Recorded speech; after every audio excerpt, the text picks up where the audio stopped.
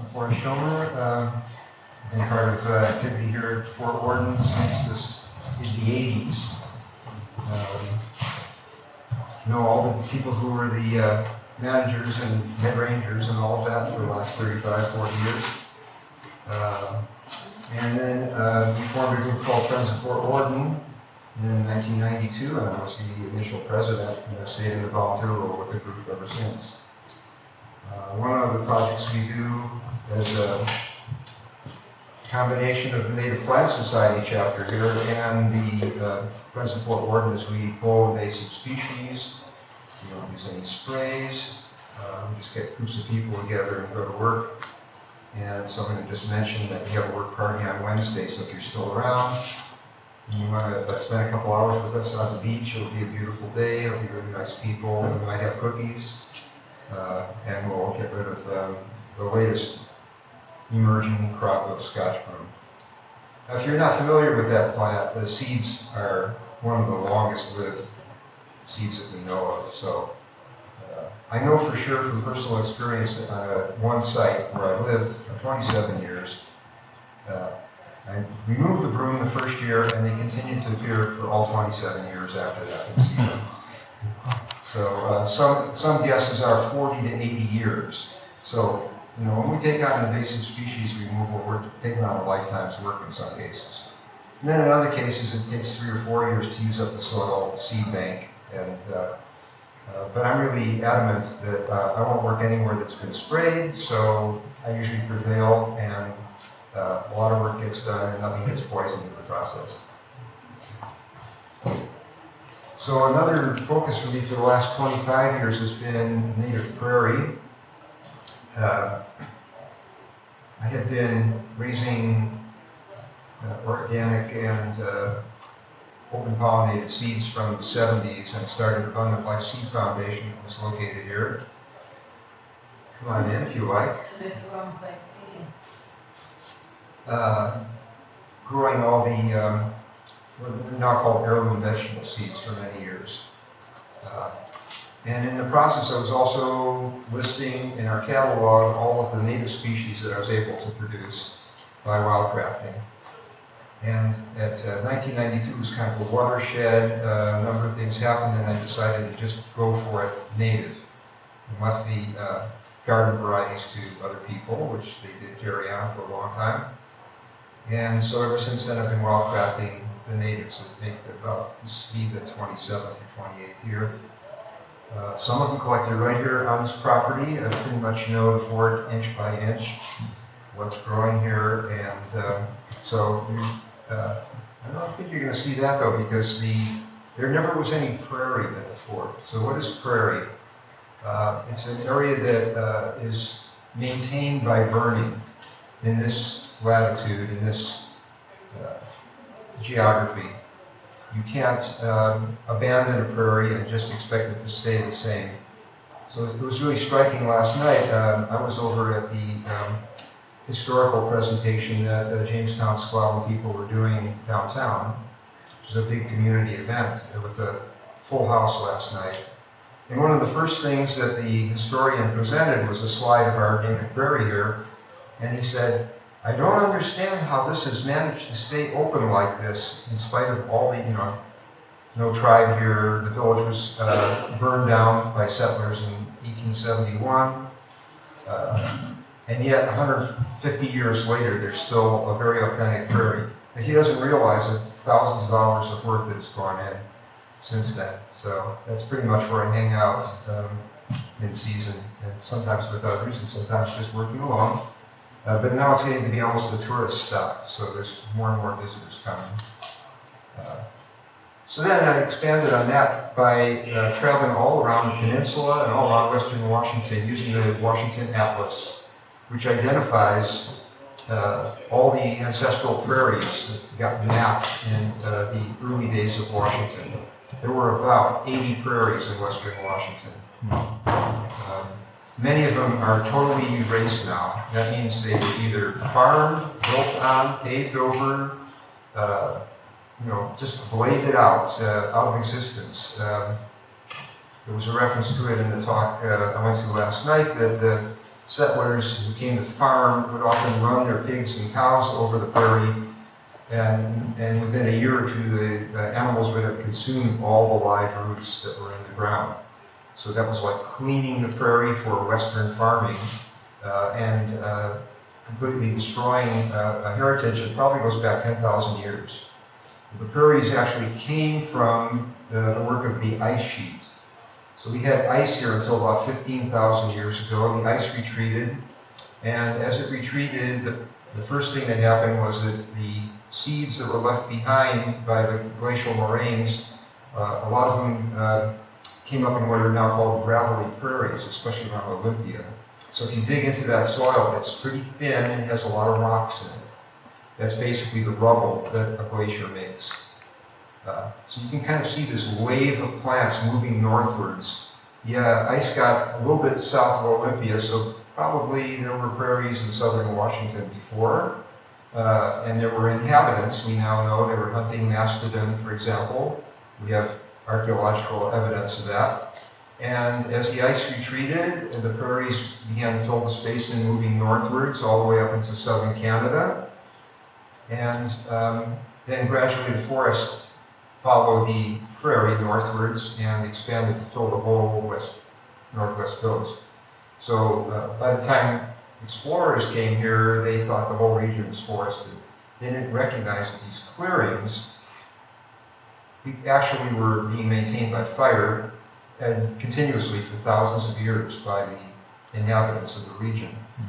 For example, they came to Victoria, what we call Victoria now, and they described it as a park-like environment, not realizing it had been maintained by burning for thousands of years to keep it open and regenerate this wonderful oak savanna with an understory of edible and medicinal plants, which you're going to see quite a few of in this presentation. So on the peninsula, we now think that there were some thousands of acres of prairie. We know the locations of soils that were mapped, about 100 some years ago, before the area was really settled. They found, geologists found soils that represented what seems to be the prairie archetype. And those soils are still there, but the plants that go with them, not necessarily. Now we're down to maybe some hundreds of acres. We probably lost at least 90% because it wasn't recognized as being of value. And just in this last wave, in my 25 years of it, now we're seeing a chance to revive the prairies, revive the culture that goes with that, and create opportunities for reinhabitation that otherwise would not exist here. And keep these plants from going extinct, in addition. And then, all the wildlife that comes along with it. So I think maybe that's enough introduction. We started a nonprofit 12 months ago called Living Peninsula Prairies. Me being myself, Howard Strauss, who's supposed to be here this afternoon to do another part of this presentation. He's a bioremediationist. And then Fred Sharp, who is traveling right now, but he's a renowned, what do I want to call him, naturalist. He is the head of the Alaska Whale Foundation. He's the author of a bunch of books on birds and plants. And he's a close friend, and we just got together and said, let's make a nonprofit and get visible and organize this work. So here's our mission. Hopefully you can read that. Very simple statement.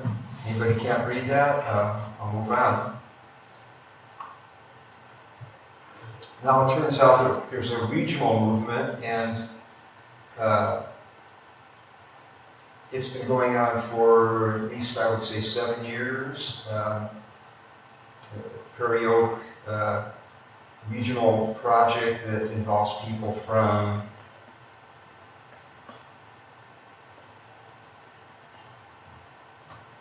that's really faint.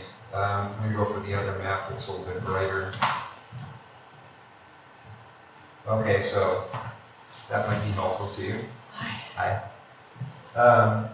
There are 7 organized nonprofit or municipal governmental groups working in the region.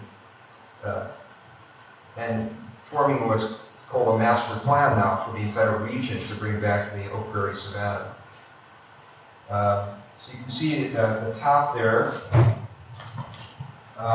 here's the outline of Vancouver Island. So it extends up to about Courtney and Comox, if you're familiar with the Gulf. Here's the Olympic Peninsula. They missed that there's prairies over here, but good attempt anyway. They lumped us in with the Puget Sound region. Here's the strip of basically the I-5 corridor. That's Chehalis, Olympia, Tacoma. Lots of prairies still existing there thanks to military base, Fort Lewis McChord, most of which is still in prairie. Then here's the Columbia River. They've got the whole Willamette Valley, Portland, Eugene, down into Roseburg, southern Oregon, and then there's another strip going down the California coast all the way to Sonoma County. That's the southern limit of the Camas Oak Association. And then we've got a parallel strip on the east side of the Cascades. It's kind of thin. It's much drier, obviously, but you can find it in the Columbia Gorge. If you go up the gorge about right now to around the Dalles, you'll find a lot of prairie plants there as well, and it's spreading both ways from there. So we're going to hopefully join this and be the 8th nonprofit and bring in the Olympic Peninsula as a distinct entity. You mentioned there was a book that you were referencing when you were first starting to explore the peninsula, looking for the soils. The Washington Atlas, which you can buy in any sporting goods store, for example, or bookstore. It's a roadmap. Oh. So like 120 pages, and there's one for almost every state now. And then if you look at the fine print in italics, it will say things like Grand Mound Prairie, which is located between Olympia and Centralia. And then that's a clue. If you go there, if you go to Tenino, or if you go to Shelton, then all the prairies are named. And you can do what I did, just wander around there and say, where's all the counts? It should be blooming right now. In some cases, it still is. I didn't go to all 80s, but I went to a lot of them. And many of them have become airports, like local airports, because they were flat, there weren't any trees, and they just took it over and put in a runway. And that's exactly what happened here in Jefferson County. Our local Jefferson International Airport was the premier native prairie of this county. And in 1851, the soldiers came and put up a stockade to protect the settlers from the wild Indians. And of course, there were very few left. Indians left, and the prairie was no longer burned. In a few years, they abandoned the stockade. It's called Station Prairie because it was a military outpost. But it's also called Jefferson International. So I'm actually trying to negotiate something with the port so that we can do a trial prairie on the site as a demonstration of how you bring a historic site back into prairie from, really, we can't find any prairie plants on the site now. There's native plants, but not prairie plants. So they were wiped out. That's interesting. But everything else about it, the soil, the setting, is ideal. So that's a big project. Yeah. And nonprofits are good for organizing stuff like that. How far out would that extend from the airport proper?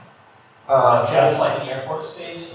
Primarily in the area near the hangars and the Spruce Goose, because the area that now looks very open around the airport was actually blocked off in 1990, about 200 acres. And the reason for that was that the FAA was willing to give the county money to pave the airport. It used to be a dirt runway. It was the last unpaved international airport in the United States. So that's a thing.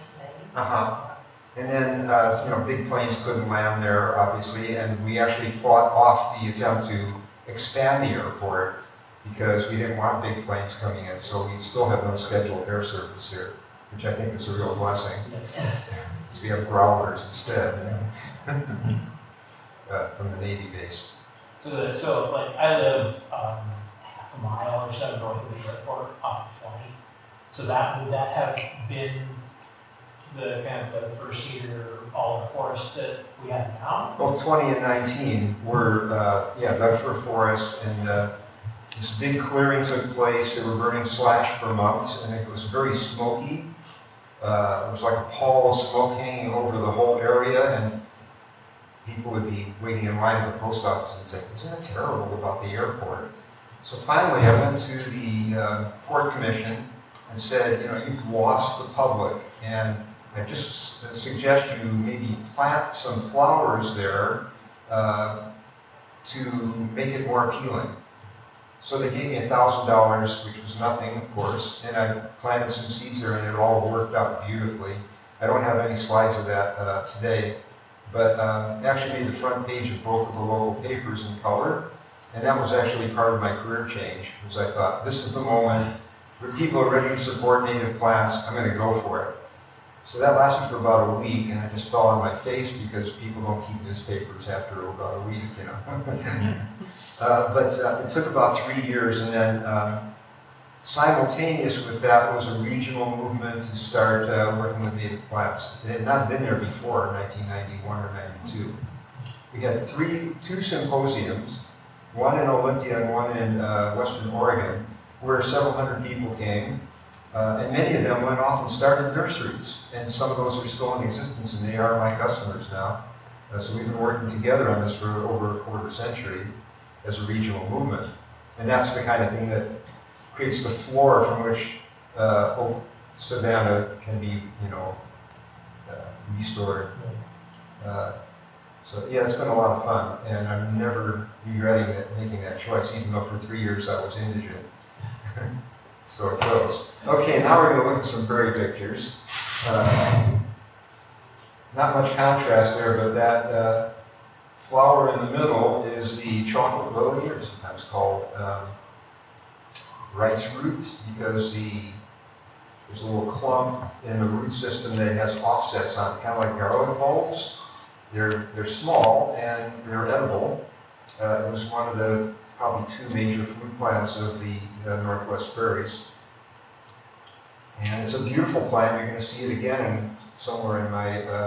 I'm sorry, chocolate lily? Chocolate lily, because the color of the petals is kind of reddish purple, chocolate colored. Sometimes it's called checker lily, Okay. maybe because it's spotted.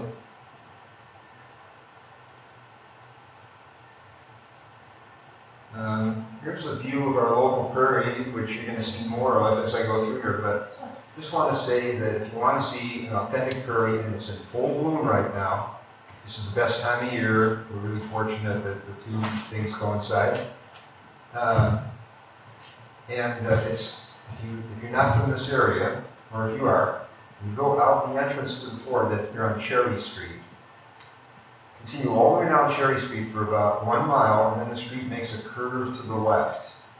And when it makes that curve, on your right is a golf course. And this prairie is the rough of the golf course. That's why we still have the prairie. It wasn't developed.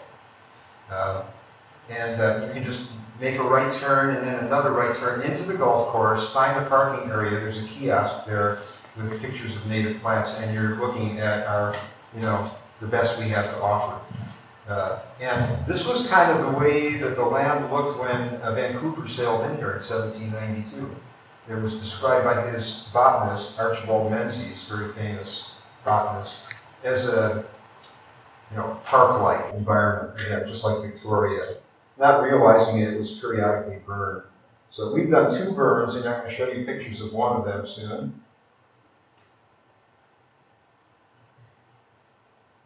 We'll close up there. You're looking at the yellow plant is Lomatium utriculatum, sometimes called spring gold, and it's still in bloom, although it's getting late, but still happening. And then, of course, the blue camas, which is the goal, is to keep camas prairies going, and all their associates. There's about 20-some prairie natives on this site. It's a 1.4 acre site. We've had to fight off various intruders like the city engineering department. There's probably one picture that will really highlight that, where they, in 1988 or so, they came through and said, okay, this yellow band right through the middle there, they dug a trench right through the middle of the prairie. which is the shortest path between the street water sewer and, the main and the clubhouse of the golf course. So you just dug a trench right in the middle of it, ran their line through it, and then volunteers from the Native Plant Society found another site with similar soil about a mile away and got the city to truck in the soil from the other site and backfill the trench. So this is 30 years later now. You can still see where the trench is because the flowers are interrupted. But we were able to sort of blend it back together. Every year it gets a little bit more blended. The camas has not come back into the trench area, but other plants like the native fescue, which is the principal grass in this association, is there. Woolly sunflower is there. Lomation is there. Some lupins. There's yellow lomation, nudicoli, or biscuit root. These pictures are from a few years ago, probably one of the better bloom years. This year is not a particularly good bloom year. It's a climate response, but that's what it looks like when it's really happening.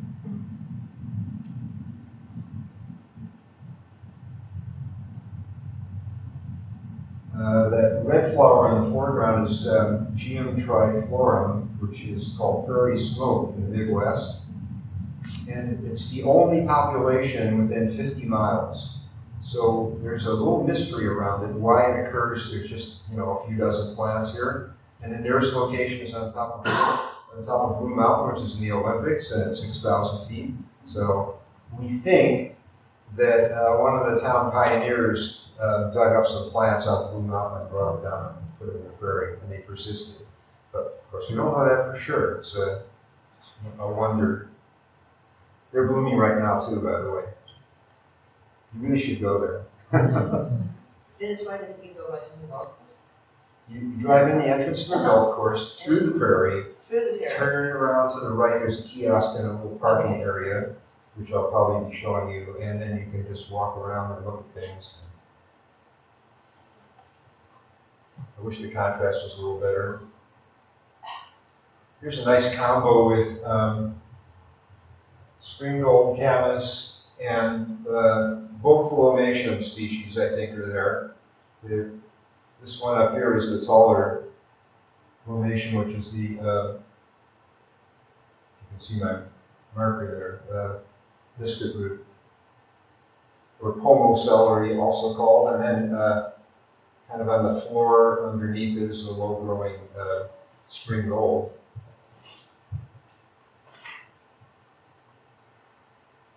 So here's the parking area on the left, okay?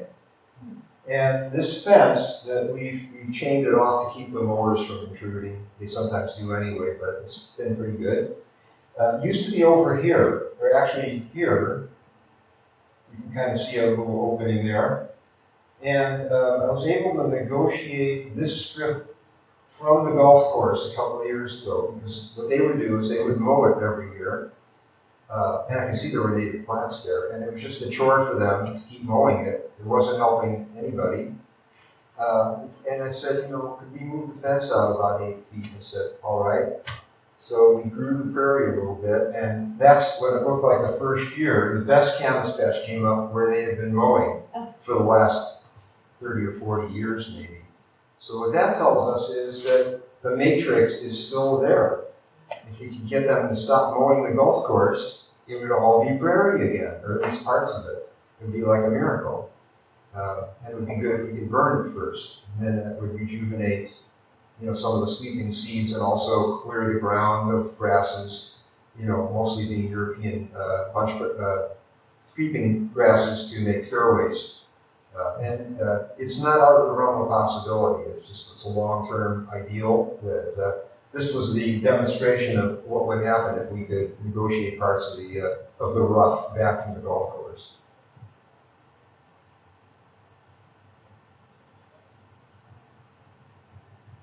A nice peak bloom moment there.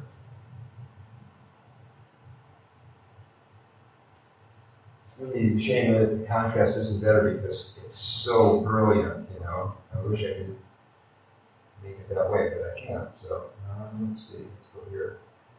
Now, here's a little prairie that I've been working on. It's the only other prairie location in town that I know of. And it's a hidden prairie on a little dead-end street that only 2 cars ever drive on, because it's really more like driveway access.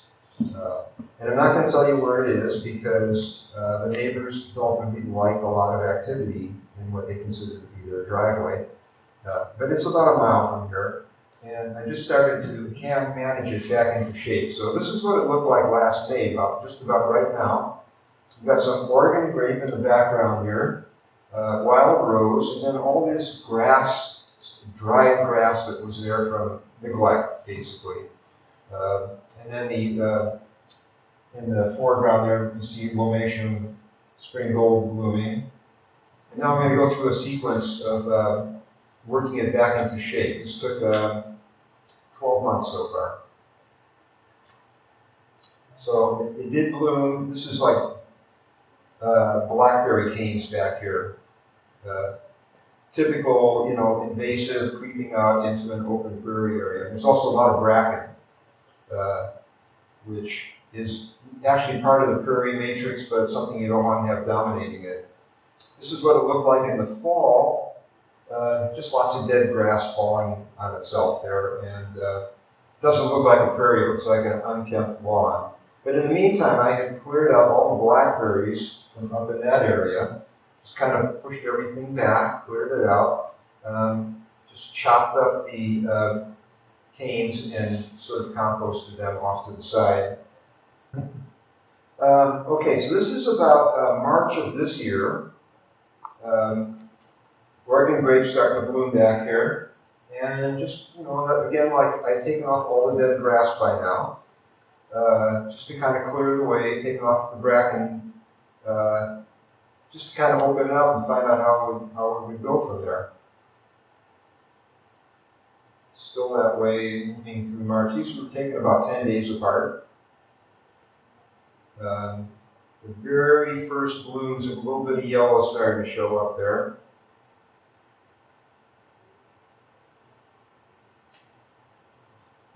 Now we're up to April 12th. And the spring gold is blooming. There's some camas starting to try to open up those little blue smudges that you see there.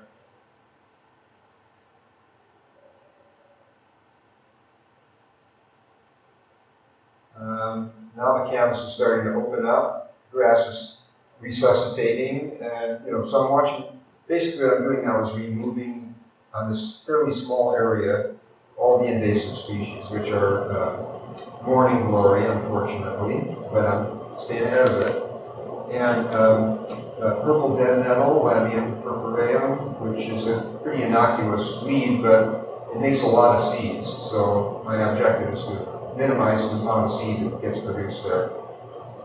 Just flip this thing over from being an unkempt grassy area to being a prairie. Is that also called? No, that's prunella. They're similar. Yeah, they consider this to be their home territory.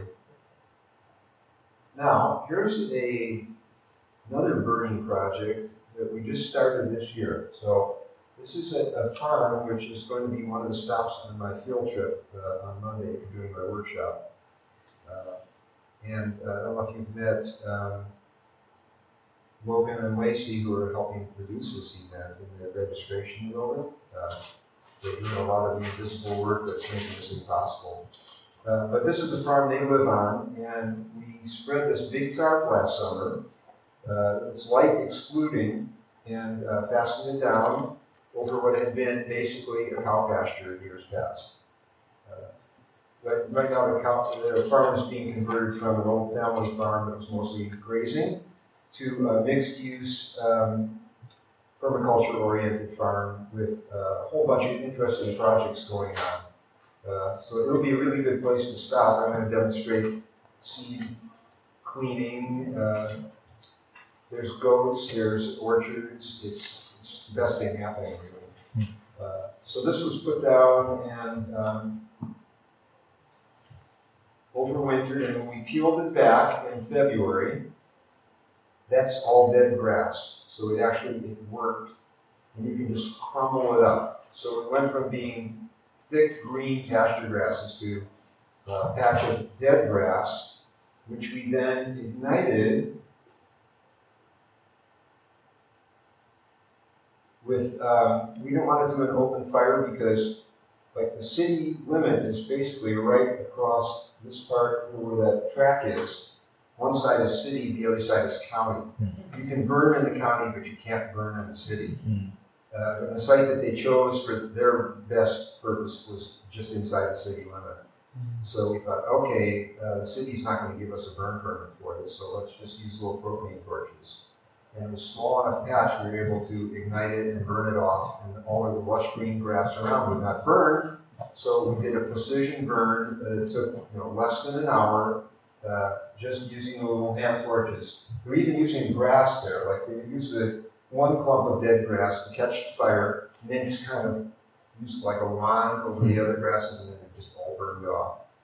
One area didn't burn as well, so we put the tarp back over that and give it a little more time. So you did that in late spring? This was in March. Oh, This is about 2,400 square feet. Now what we did was, at the end of this, you see this, here's a tarp back here. So we rolled over the tarp, and we're going to do another strip right next to it. And so it's like a tarp tractor. We never dig in the ground. We just keep spreading the burn zone. And now we've got camas in the nursery. We're going to scatter some other seeds, selected natives, all collected locally in the fall or late summer, and just try to keep it open and clean like this, and we'll watch for any resprout weeds or anything like that. And then we'll just sow the seeds and install the bulbs and create a matrix, and then nature will create the order out of that as it starts to, replant the area. And I've never seen this project before from scratch like this take off, especially on this scale. It's not a really big scale, but it will be impressive when it works. It will work. And then we'll use that as our demo so that people can come there and say, oh, I get it, I can do this. Is there an intention in the future to have, to select more from medicinal plants or certain types of prairie plants? This one doesn't want to open, but it's just more burning. So all the species we're going to use to create the local matrix, many of them are edible or medicinal in traditional native uses. Westerners would recognize them as being edible. And I think that might be the next. No, we're gonna see some pictures of when we actually did our first dig last year. Now there's also wet prairies. So these are dry prairies. That's all we have around here. But on the west end of the peninsula, there are prairies that are like seasonally submerged or like boggy. And so we've been out exploring those. I actually thought I had, I don't know where it went, but I had a map. Oh, I'll bet it's in here.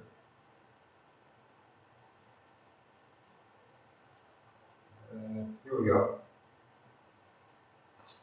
So there's these biologists who worked for the government in Olympia, and they went around the peninsula, they're still doing it, with their agenda, which was to find all the historic prairie soil locations and try to evaluate the condition they're in now. And then they made these little yellow circles on here showing where the sites were that they think were historic prairie. And we're using that as a kind of a blueprint to go around. So like, here's Fort Worden up here. And then there's this ring of prairie right around it, which is pretty much the corridor of San Juan Avenue, if you know it locally. A lot of that valley was in native prairie up until about 100 years ago. And then the airport is right there. This is the Chinnicum Valley here, which is now all farmed and grazed, like where Finn River is. That whole valley was prairie. We have not found a single prairie plant so far in exploring that area. They were all, it was called cultural annihilation. The settlers knew that if they could erase all of the camas, that the native people would have no food from the prairie, and then that would sort of flip it over from being, native to settled. It was definitely an intentional thing that happened. Not everybody was vindictive about it, but they believed in farming. They didn't understand natural farming, so they just did what they needed to do to reinvent the Chimney Valley.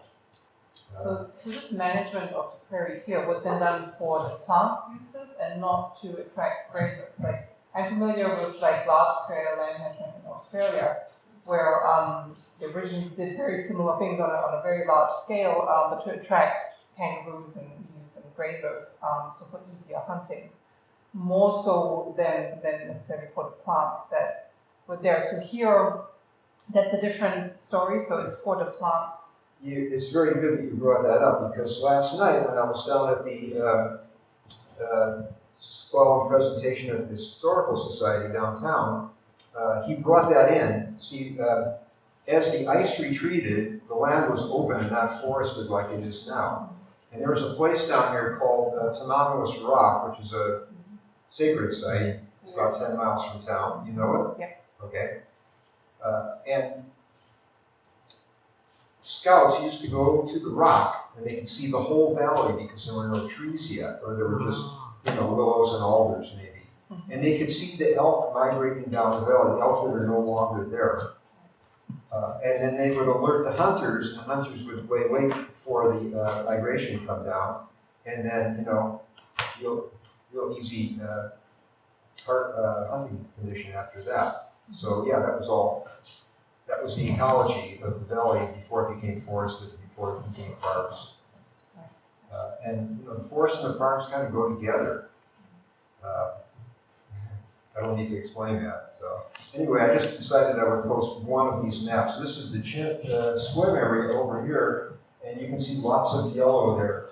So our little group of Peninsula Prairies has been traveling all over the swim area in detail, looking for any prairie remnants, and we have not found any intact prairie left. Swim was the largest prairie area in the northeast Aleutian Peninsula. And the word prairie is all over there. We have prairie grange, we have there's prairie roadsides, and yet there is no actual prairie left. So that's what civilization can do in 100 years. But we found individual plants. We found a few oak trees, quite a few oak trees, but they're all in like urban neighborhoods now. So there's not going to be a prairie there again. But then we found a few out in the fields with one or two species that are associated with the Gary Oak Prairie. And that would be a starting point. So, we're going to find people there who want to become part of this effort, and they're going to say, as one woman did after our first presentation, said, well, I have 10 acres and I would love to do this on my land, and it's probably very suitable. So over time, we're going to establish those relationships and then kind of hand off the sites that we've established to local people in each community, in Forks and Squim, it's already happening in Shelton, and get them to take care of their own prairie sites, and then they'll figure out how to expand from there. We'll share knowledge and seeds, and we'll get these things going back. With the oak savanna, you talked about that in the understory. Is that just this herbaceous low-lying understory, or are we talking about woody perennials as well? It's herbaceous. The fire eliminates the woody stuff, Right. which the first one in usually is trailing blackberry, because it can cover a lot of ground very quickly, and then the others kind of follow it in. Right. So when you burn off that layer, then you set it back about 4 or 5 years typically. So in a permacultural sense, you're taking yourself down to a two-layer system, an overstory of the oak and that. Yeah, but as was demonstrated last night, I believe, in the presentation that I went to, but you didn't, so there's like 7 layers there, because you look into the margins and you've got vines, you've got shrubs, you've got grasses. So that's around the edges of the prairie. Yes. In Right, the it's itself. just kind of this constant back and forth. The fire pushes the prairie outwards and pushes the wood back, and then the wood migrates back in, and it just kind of breathes like that over a sequence of whatever number of years individual prairies will take.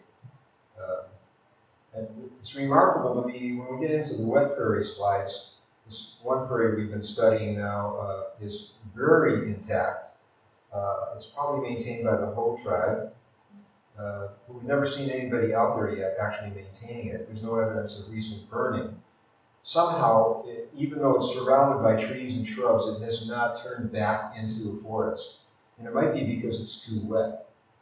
It has, we'll get to those slides. This was last July when the Canoe Journey people came to Fort Worden. I don't know if you're all familiar with that or not. The Canoe Journey takes place every year for the last, since 1989. I actually went to the first one. It was just miraculous. This is the 30th anniversary, although we missed a couple of years. So the canoes come in on the beach down here, and then there's festivities and ceremonies for a day or more. And this is the only non-reservation location that the Canoe Journey stop. We have that relationship. It's really important. So last year, a couple of our friends there came up from the Jamestown Squallow, and they asked if it would be okay to try to dig up some camas bulbs so they could foster their own effort that they're trying to do over on Squim Bay. So we did that. This is our gathering circle. We did some songs, and there's people from Native Plant Society, people from Jamestown.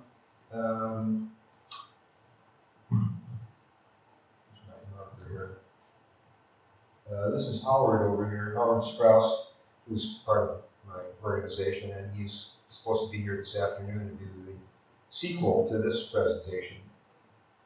Another beautiful day. It had been dry for about 3 months. The ground in a dry prairie gets really hard when it doesn't rain for 3 months. Let's see where the other one is. Right here. This is the effort trying to dig them up. This is a really sharp spade, and we were not able to dig up very much. We finally got some of the young braves in there, and I mean, these guys were buff. They were paddling canoes all day, many days. They were strong, and they actually broke through that rocky layer and they dug up a few balls, but they were tiny. So it actually needs some digging. And in the future, as we get more intentional about what we want to do with those bulbs, like spread them around more, we will make some more exploratory digs, trying to get mostly camas and fritillaria out of the soil, because those would be two foundation plants for restoring prairies. What you don't see in these photos are Gary Oak, because historically there weren't any Gary Oak here. They were on Oak Bay, which is about 10 miles from here. That's why it's called Oak Bay. And they're still there. There's one strip, if you go out to Marrowstone Island, some of you might know the place, the last trees on the right as you're approaching Marrowstone Island are all Gary Oaks, and they're probably 200 or 300 years old. And that's the only native oak patch in Jefferson County. But now people are planting them. So on our local prairie that I've been showing you pictures of, we have about 5 or 7 caged areas with young oak trees in them. And hopefully they will eventually grow into trees and we'll have a Gary Oak prairie here. Now, what they're caged is because deer will just chomp them down. It's the fundamental issue about regenerating any of these historic landscapes is deer. We have no predators. I was speaking about Scotland earlier. The keystone species there is wolf. Wolf is not there. They were exterminated 700 years ago, maybe, hunted to extinction. And as Alan said in his talk yesterday, he described different countries in Europe and their management strategy for wolves or against wolves. Some have been kind of porous and inviting, and the wolves have come back in from the extremities, even Siberia. They've kind of moved into Europe. Other countries have very much excluded them. He said, this was amazing to me because I've been in Holland, and he said there are now wolves in Holland. Well, Holland is one of the least wild places you can go on Earth. And yet the wolves have found ditches there. They've been seen even close to like Paris, he said. But they can't get across the English Channel without somebody saying, we're going to let you in. So they're not in the British Isles. And that will be the watershed moment when wolves come back to the British Isles. And here. So we had a deer survey happen here a few years ago. A bunch of people fanned out and kind of walked across town, counting deer as they went. And they only did one part of town. They didn't even get near Fort Worden, and they counted almost 400 deer. They're everywhere. You know, in my driveway every day, I've seen anywhere from 2 to 7 deer passing through, and they're just nibbling anything that looks green, basically. So there's no seedling trees germinating in the woods here now because they're all eaten from the word go. They come up, they're eaten. So this forest is dying because there's no regeneration. And we're going to have to do something to bring the deer into balance, or we will, 100 years from now, this place will be barren, like Scotland has been for the last 700 years. So the apex predator, that is the key. And to get to that, we have to change the culture. So what he's done in Scotland is his organization has fenced large areas with cooperating landowners, and they exclude the deer. They're lucky because their deer are not as big as ours, so they can't jump over the 6-foot fence, but ours could. So they put up these 6-foot fences, and deer don't get in, and then, miraculous. You see, like after 10 years, 20 years, 30 years, like whole forests are coming back from dormant seeds from trees that didn't look like they were still alive because they're being munched down every year. And just amazing regeneration. So we're in an interval between the best and the worst.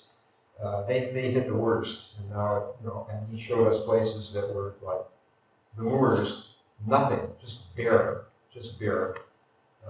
You can imagine the wildlife just scratching out a survival from it because there's no foliage really, and too many animals.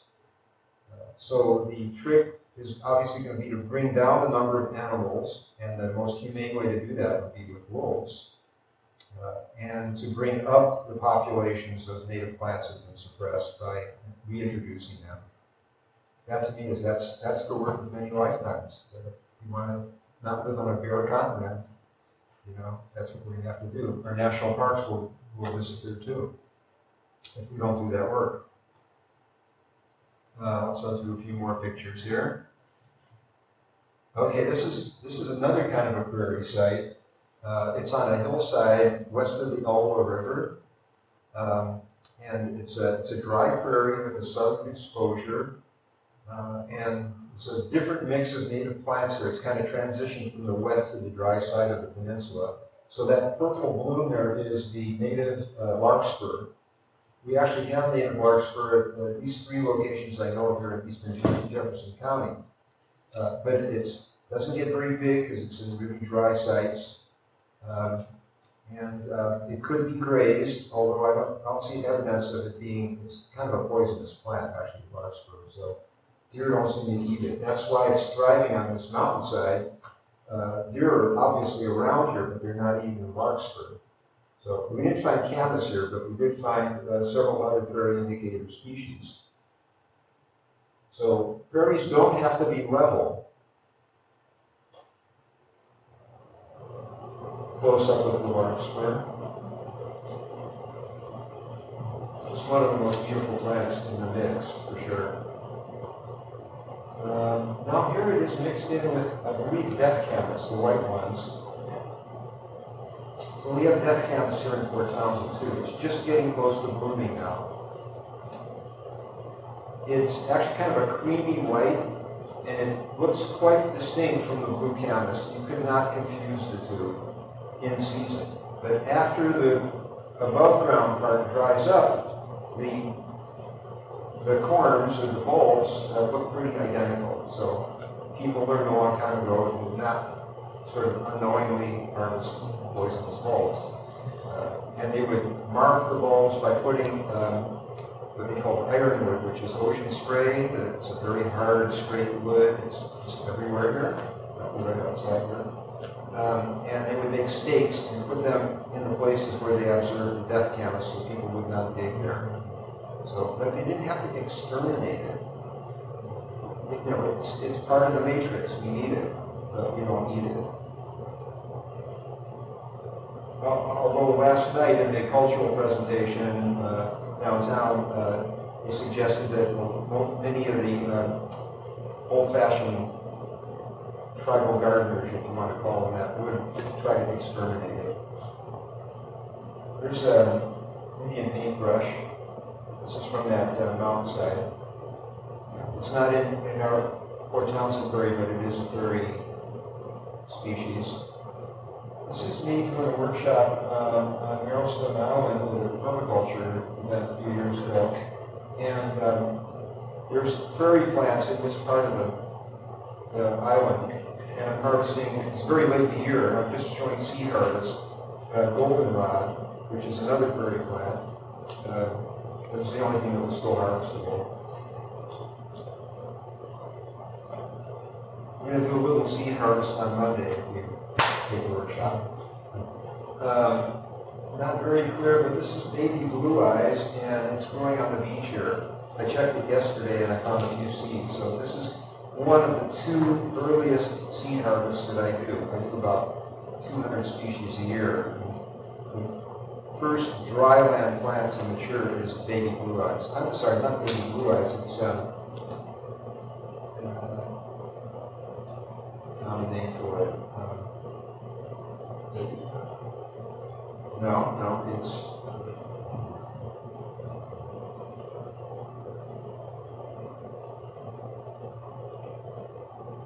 I may have to look it up.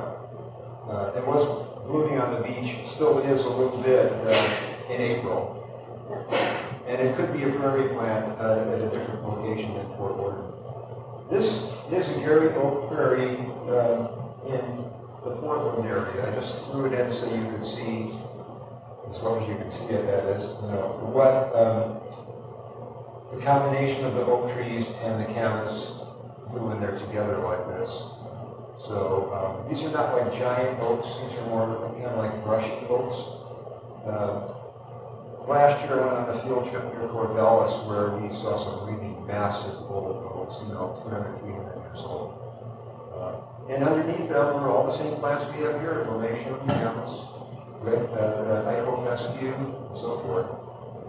It's just the most beautiful place in the Northwest. It was quite amazing. And it's in a nature conservancy. Oh, we saw that already. Okay, I think I've got just one more folder here.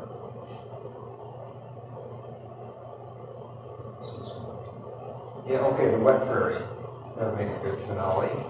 And we've got about 10 minutes left. So, when the settlers first came into the Willamette Valley, they looked out, they thought they were looking at water. And they described it as looking like a blue lake. And that was camas from a distance. That's what you're looking at there. This is out near Forks. Just imagine this on the scale of like hundreds of acres or thousands of acres. And so now if you're a gardener and you plant the beans, blue lake beans, they were developed in Oregon. So the camas was actually the inspiration for the blue lake bean. Now this is going to get even more vibrant as we move in on it here. There we go. So not very distinct in this photo, but a lot of these plants are Labrador tea, which is a wetland shrub. But the camas is in this matrix too. I'm sorry the contrast isn't better to really pick out individual species. the florets on the top of the Labrador tea getting ready to open. A place like this gets a lot of fog, so it's just like wet all the time. There's the camas and the Prairie matrix there. The color is a little more pallid than it is here. And then in Oregon, I found that the blue flowers are sometimes even brighter, and sometimes in the San Juan. So the drier the climate, it seems like the bluer the flowers. I wouldn't say that's an absolute, take that as like a law, but it seems that way. Here's some carex. It's probably sluice sedge, spiky. They're common wetland plant, probably the most common sedge we have. So camas and sedge growing in the same matrix.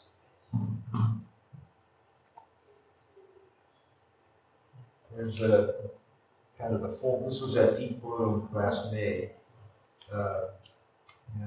Just a beautifully pure environment. What nature is capable of doing if we don't mess it up. Probably been this way for thousands of years. It's kind of a miracle.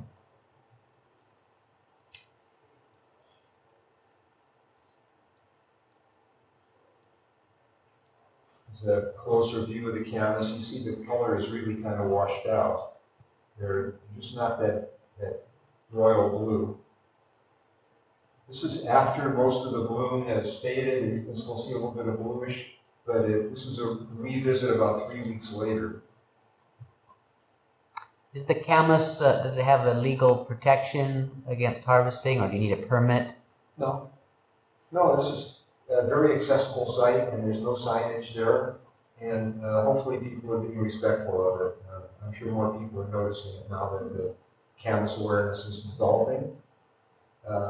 And the same thing at our local Prairie. Like when I was meeting there 2 days ago, people were pulling up every so often and taking pictures. It's just, and doing it in the right kind of a way. But I also noticed a lot of trampling.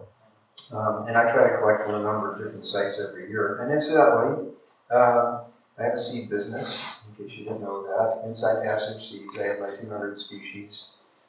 It's online at insidePassageSeeds.com. And pretty much all the species we've been looking at this morning are on my list, along with all the woody species and wetland grasses and so forth. And from here on until November, that's what I'll be doing, is harvesting. Starting with Monday, we'll do our first harvest, hopefully, before we leave the Fort Worden on the way out on the field trip. With that plant down there on the beach that is called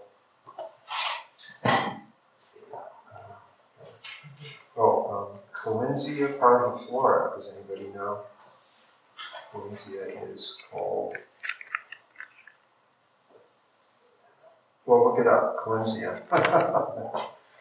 It's a plant that occurs all over the peninsula from low to high elevations, and it has a kind of a blue-purple bloom. It's really tiny. So we maintain the beach area here. We, being the Native Plant Society, we started with a workshop at Fort Worden. Like I said, I've been involved here for about 30 years, and one of the first gatherings that took place here, after it was a military base, was the Earth Stewards Network. No longer exists, but that was a Dana Perry's project, if you go back that far. And we had about 300 people here, really similar to what's happening right now. In 1986, I was running the kitchen. And people said, well, this place, we want to do a work party. What could we do? We want to pitch in. So we went down to the beach, and there was all the Scotch broom, because the Navy had left. The Army and the Navy had used this beach area for exercises, and if you've seen Officer and Gentleman, it was filmed down there. You can see all the Scotch broom in the movie. And it was like a forest of Scotch broom. So we started there, and some people said, well, I don't want to kill anything. What can I do? So it was July, so I said, okay, well, we'll do some seed harvest. So some people were picking Oregon great berries, some people were picking beach lupin or big head sedge or whatever was ripe at the time. And the other half of the group was working with the rangers. We had a big truck and a chain, and we were yanking out 15-year-old brooms that were like, as tall as the ceiling in this room. And we took out something like 16 truckloads of broom that day, and that was the beginning of the beach recovery. Now, if you go down there, you'll see the occasional broom plant, and not many. We've been really keeping up with it for 25 years. And that proves you can do that. You don't have to use glyphosate. You don't have to kill everything else, and then have it run off into the ocean for good measure. And we're going to be down there on Wednesday, so if you're still around here and you have a couple hours, we have an enthusiastic group of people deploying the little bit of broom that's there, and our other target plant is the European dune grass, which tends to replace the native dune grass, which is just one of the best beach plants we have, if you're familiar with it at all. Usually the seed stems will come up about 4 or 5 feet tall. It looks like wheat because it's actually in the same genus as wheat. And so the North Beach was starting to blow out. The ocean was already rising. And this beach erosion expert said, okay, you should put riprap and then plant European dune grass to stabilize it. So, great move. We took off running and just started to sweep right across the beach. So if we stopped our process within, say, 10 years, the entire beach would be covered with European dune grass. That would be the end of it. All of that work for nothing. So we're also pulling that out. We've done carpeting out there like we did at the burn site that I showed you to suppress it. And after about 6 months, it's very easy to remove it. We've had Martin Luther King Day work parties down there the last 2 years with maybe 40 people. The weather always seems to be perfect on that day. We get a lot of that dune grass out, and it's going to be a long battle, but that it just shows that one false move, planting it to stabilize. They could have planted native dune grass to do the same thing, but there was no industry, there was no commerce. Nobody was. I wasn't even collecting the seed back in '84 when the beach was blowing out. Yeah, there was one guy in Oregon who started a European dune grass nursery, and his motive was not beach restoration, it was dune stabilization, so they could chop it up and sell it off as real estate. So if you go to the Oregon dunes now, it's just full of little tract homes because they stabilized it with this exotic grass. Unfortunately, it didn't stay in Oregon, and it's now in California, and it's getting up into British Columbia, so that's how it happens. I think my time is probably up. Yeah. Thank you all for coming.